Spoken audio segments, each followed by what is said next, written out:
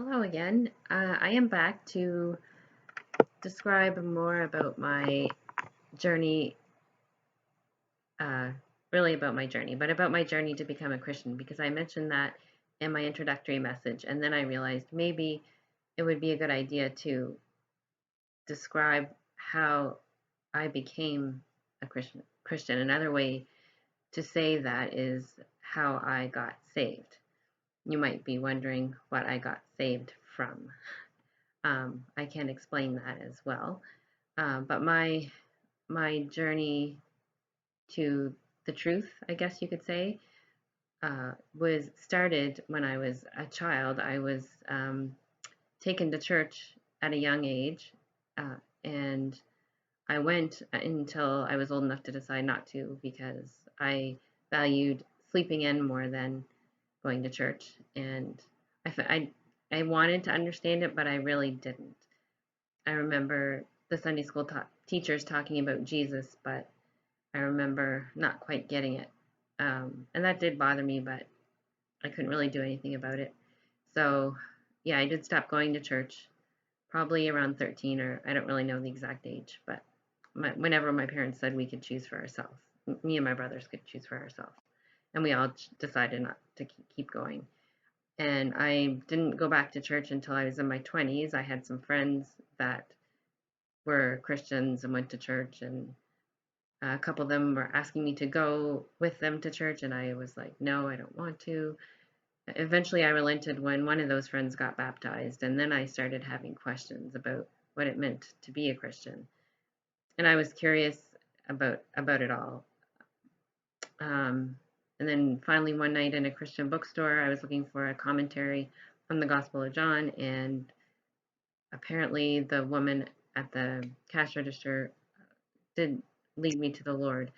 That's what I would have said, but I had doubts. I had really bad doubts for years, which I didn't have before that time. And what happened at the Christian bookstore that night was she asked me if I knew what being a Christian meant, and I knew about Jesus dying on the cross. I didn't really understand it, but I knew I had a head knowledge of it. And she asked if I wanted God in my life, and I said yes. And apparently, that's all it took to be a Christian. And so I did change on the outside. I wasn't a crazy drinker, but I did drink a little bit with some friends on weekends. And I stopped that, and I probably said words that were very, I guess I swore some. And so that those outward things stopped.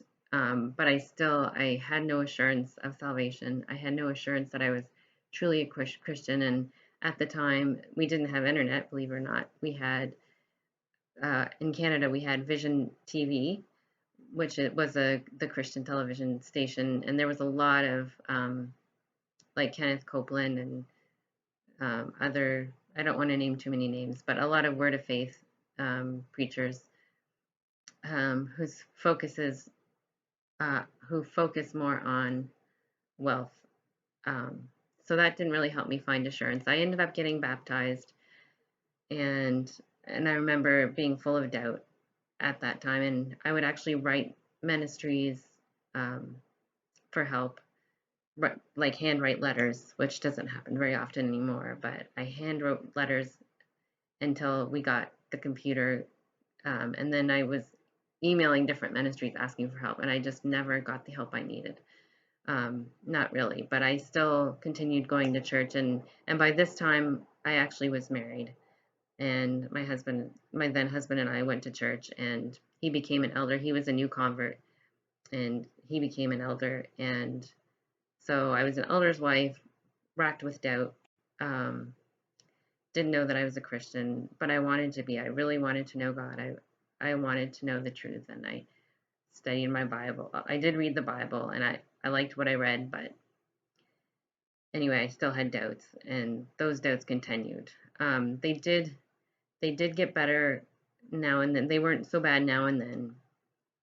Eventually, that marriage ended in divorce, and as I was going through that divorce, and as I was making the decision to leave that marriage, I sought God like I never had before, and I felt like He was showing me through His Word, through the Bible, that it was okay for me to leave because it was not a healthy situation, and I ended up leaving.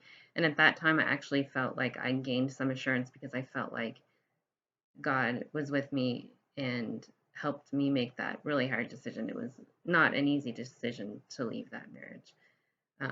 As a Christian, I called myself a Christian at the time, even though I wasn't sure. Um, yeah, even though I called myself a Christian, I wasn't sure. I think I might have lost my train of thought, but that's okay. So, yeah, and I continued going to church even after the divorce, and thankfully my church was very accepting. There were a couple people that had to get over a divorced Christian woman a little bit, but they came around eventually, and it was fine. Then I ended up going to school. Well, I started back to school when I was still married. I wanted to be a counselor, and going through that process of going to school, and it was really good. It helped build my confidence to have a goal and working towards that goal and actually being successful at it.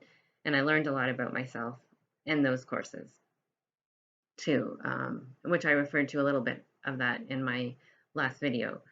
Um, but yeah, that was 2012, and I actually ended up going away for a year to the States to the school, Liberty University. It's a Christian college, and I went there because I wanted Christian education, even though I wasn't a Christian, but I thought I was. And I remember feeling like it was my way of convincing myself, if not everyone else, that I was really a Christian because I was going to a Christian college. Um, so that was 2012, and then I still I still had doubts. When I came back from the college, I ended up going changing churches, which was difficult because I had been at the other church for 20 years. It was a big change, and anyway, I went to this new church, and it was really good. They were very accepting. They It's not like they didn't care that I was divorced, but they were very accepting, and it was a good family kind of atmosphere. But I still had doubts. I ended up sharing my testimony one morning, um, at that church, and saying that I felt I gained assurance of salvation as I was going through that difficult time, which I didn't describe, but it was the divorce and leading up to it. But really, I didn't. I kind of, well, I didn't know at the time, but I kind of misled people because that's not the gospel. And anyway, I continued on in this church. I tried to find places. I served in various places in the church, trying to find, where I fit. And eventually, it was in 2019, that I started having really bad doubts again, like worse than they ever were. Like I was just thinking about life and death, mostly death, and where I was going to go, and I was terrified of how it was actually all I could think about. I remember being at work, and it was all I could think about. I thought I was going crazy, so I was doing internet searches, and I found one YouTube video where the woman was saying, if you um, if you're having really bad doubts, it's a good sign that you're actually a Christian because the devil is making you doubt. And so that helped for about half a day. And then the doubts started all over again. And it was really bad. Eventually, I came to this website. I found this website that I had never seen before in my life. And right away, I knew it was different than any other website I had visited for help. It was called, and it is called Know I'm Saved, KNOWIMSAVED.com, knowimsaved.com. And I looked around that website. There were testimonies, um, and actually there was a link on that website. I'll link that website below. But there was that website. On that website, there was a link called The Gospel Clearly Explained. And I listened to that, and I was like, oh my goodness, I finally understand God's love. I understood why Jesus went to the cross. I knew that I was a sinner, and I wasn't sure I was saved at that moment, but I felt hope. And I'm a journal writer, and I wrote in my journal that night. I didn't know if I was saved, but I had hope. I felt some hope. But I believe that I was saved that night because John 3:16 says, "For God so loved the world that he gave his only begotten Son, that whoever believes in him shall not perish but have everlasting life."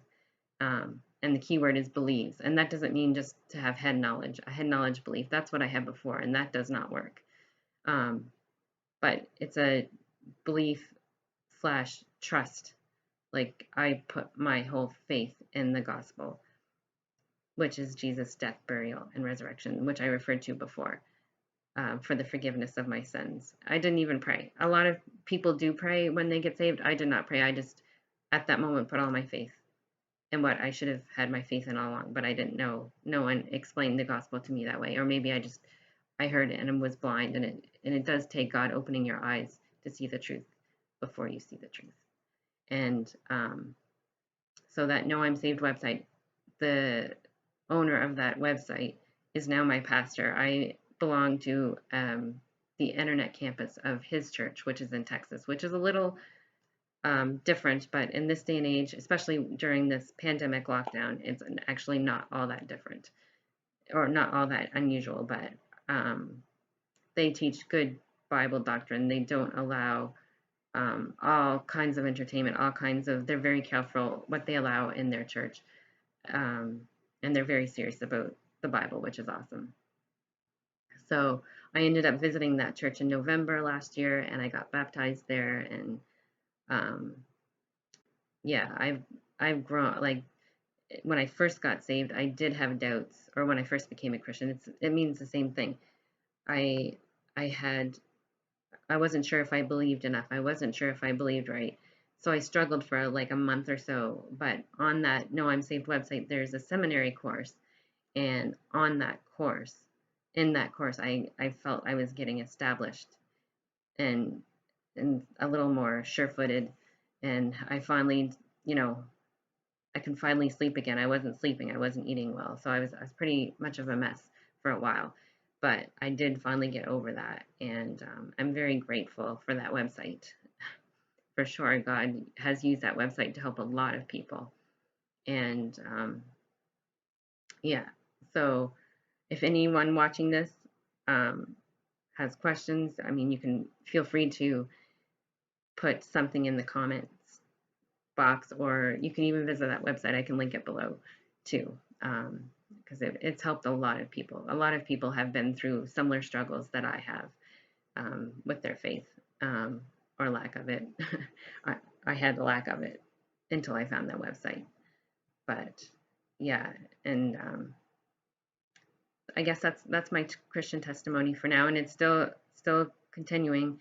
I'm still growing, and yeah. So I did want to explain my testimony a little more because I did refer to being Christian in the other video. So I hope this has been helpful. If you have any questions or comments, please leave them below. And yeah, that's about it for now. I'll talk to you again another time. Bye.